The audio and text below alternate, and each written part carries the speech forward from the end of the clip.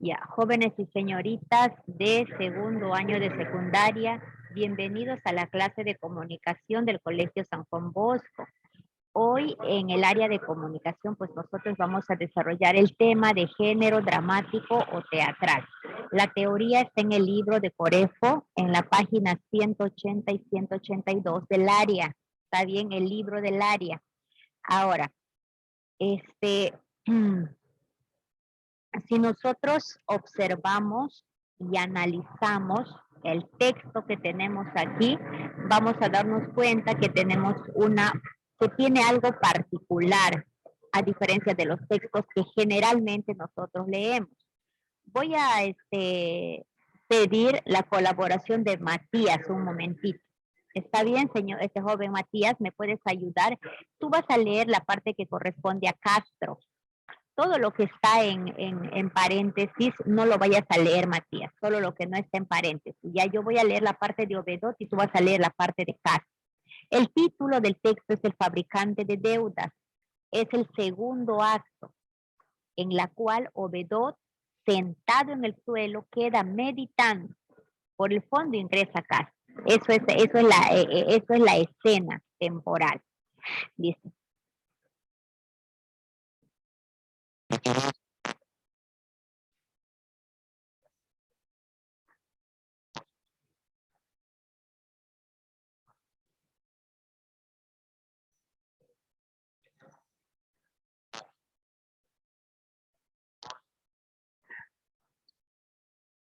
Mire, joven, no estoy para discursos ni filosofías.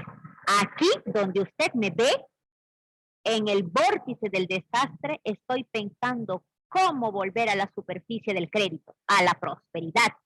En una palabra, tengo en la mano el cabo de una soga salvadora.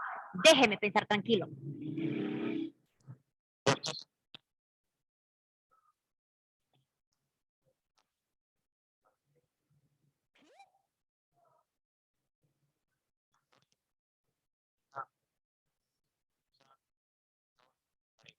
Lo felicito.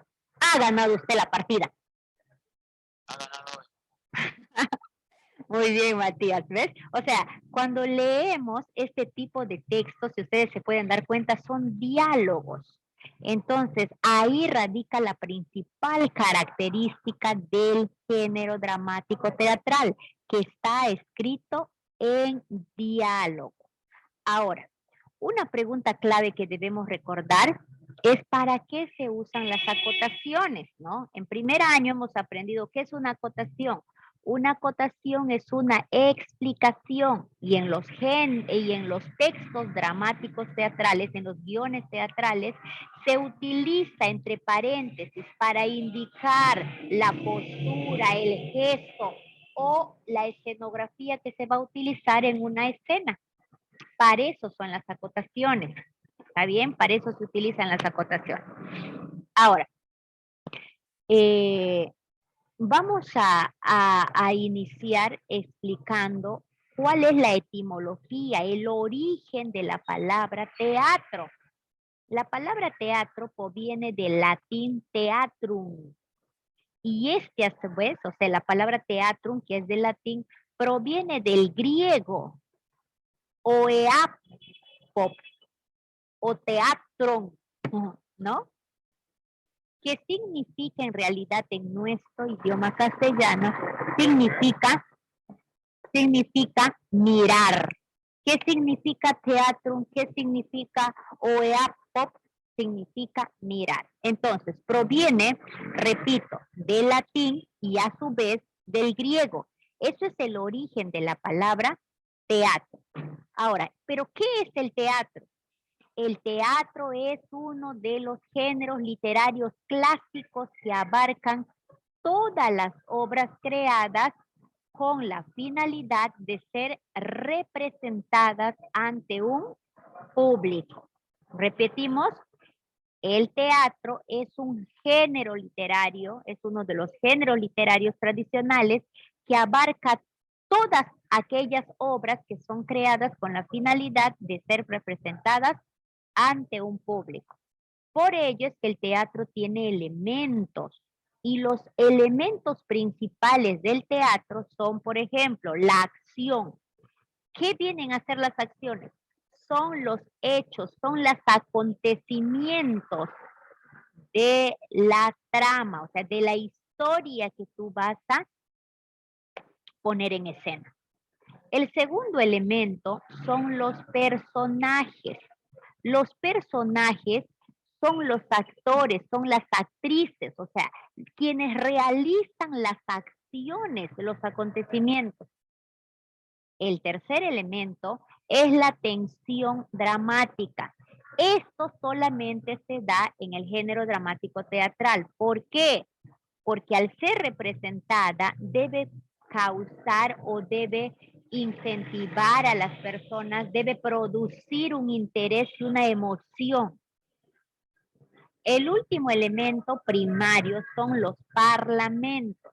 A los parlamentos también nosotros son los que llamamos las conversaciones entre los personajes. Por ejemplo, todo lo que nosotros con Matías, por ejemplo, hemos mencionado, vienen a ser los parlamentos. Ahora, en cuanto a las especies, mis chicos de San Juan Bosco hoy van a elaborar un organizador visual, van a elaborar un círculo concéntrico de las especies dramáticas. Y las especies dramáticas se clasifican en especies mayores y en especies menores y también mixtas. Las especies mayores son la tragedia, la comedia y el drama. Ahora, la tragedia, por ejemplo, en la tragedia, los personajes o héroes, los protagonistas, sufren un destino desdichado.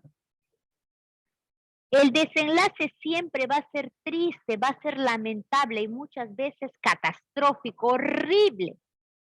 Y en las tragedias se muestran extremadamente las pasiones humanas. Las pasiones humanas ejemplificadas generalmente en el amor, en el odio, en el celo, la venganza, la avaricia, la hipocresía. Generalmente los protagonistas terminan muertos, en la obra mueren. Luego viene la comedia. La comedia son representaciones teatrales que tienen la finalidad de ridicularizar los vicios de la sociedad. Por ejemplo, ¿no? La hipocresía, la avaricia, la venganza, se ridiculiza porque lo que busca es que nosotros reflexionemos, pero lo hacen de una manera cómica porque promueven la alegría, el entusiasmo. El desenlace puede ser feliz o incómodo, desagradable, no importa, pero no termina en tragedia. Los personajes generalmente de las comedias son personajes comunes y corrientes. No necesariamente van a pertenecer a la aristocracia o a la burguesía o a la clase alta. Son personajes comunes y corrientes de clase media en forma general. Ahora, el drama es una mezcla, es una combinación de las otras dos mayores, de la tragedia y la comedia, porque en cierta forma puede mostrar aspectos serios y a la vez aspectos jocosos, graciosos, irónicos de la vida y promueven la reflexión sobre temas de la sociedad. Pueden ser temas sociales, educativos, políticos, éticos y culturales. Además, en los dramas sí intervienen personajes de jerarquía. Se nota una jerarquía de clases sociales, a diferencia de la comedia, ¿no? ¿Por qué se ve eso en el drama? Porque es una combinación tanto de tragedia como de la comedia. Ahora, según el tema que trata un drama, puede ser histórico, puede ser social, puede ser religioso, puede ser educativo, etc. Eso en cuanto estamos viendo a la temática. Luego, hay aspectos formales que nosotros debemos tener en cuenta en una obra dramática. Y aquí sí les voy a pedir a mis chicos de San Juan Bosco, a ver chicos, atentos un momento, dejen de escribir y atiendan, los San Juan Bosquinos, ¿me están escuchando? Esto les va a servir para el año que ya van a estar tercero y van a empezar a llevar literatura española. Ustedes deben saber cómo se estructura las obras del género dramático teatral. Y es de la siguiente manera. Miren, tiene actos, tiene cuadros y tiene escenas. Yo les voy a resumir. Aquí dice la unidad temporal de las acciones, pero yo te voy a resumir. Los actos vienen a ser las partes en que se divide una obra teatral. Cuando ustedes han leído novelas, pues de Miss tiene 2, 3, 4, 5, 6, 7, 8, 9, 10, 11 partes. Miss solo tiene 2 partes ya. En las obras de género dramático teatral no se dice partes, se dice actos. Las obras del género dramático teatral se dividen en actos. Ahora, como son obras puestas en escena, son actuadas, ¿cómo diferencias los actos? Ah, es en subir y bajar el telón o abrir y cerrar el telón. ¿Se acuerdan cuando han hecho teatro ustedes acá en el colegio? Bueno, estuvieron primaria, pero me imagino que han hecho esa parte también, ¿no? Aquí, porque en secundaria, dime Matías,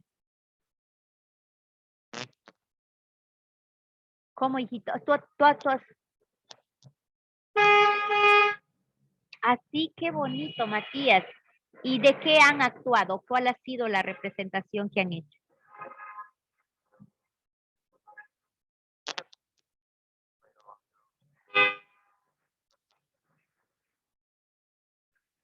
Ay, ya, sí, Matías, mira, qué lindo. Mateo, un ratito ahora regreso. Sigan avanzando y yo regreso. ¿Les parece? Estamos hablando de los actos.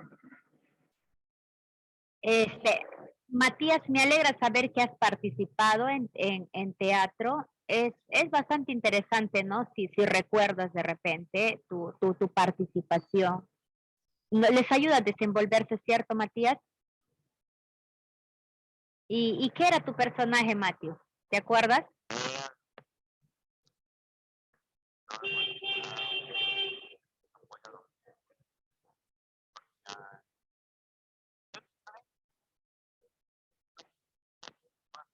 ¿Cómo se llama, pues? O sea, un señor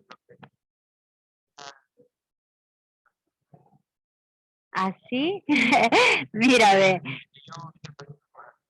Ay, ay, ay. La premiación hubiera habido. Yo estoy seguro, Matías, que entonces si tienes la oportunidad otra vez, lo vas a hacer mejor, cada vez mejor. ¿Sabes por qué?